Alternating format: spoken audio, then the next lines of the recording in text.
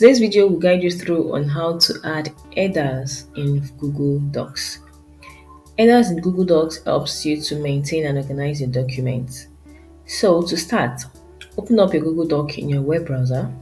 Then you select the document you want to add header in.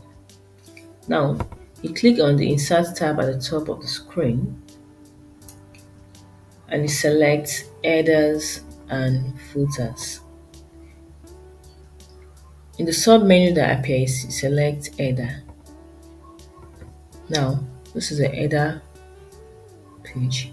You can add the header title to your header. You can choose to increase or customize the title. You can increase the font size.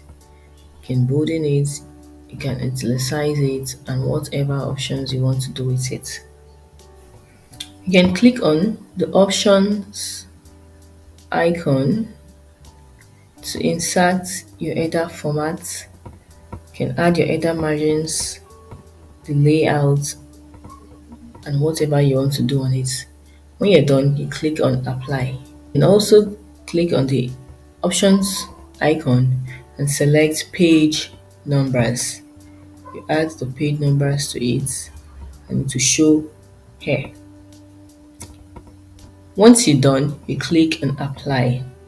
You can also click here to remove your header.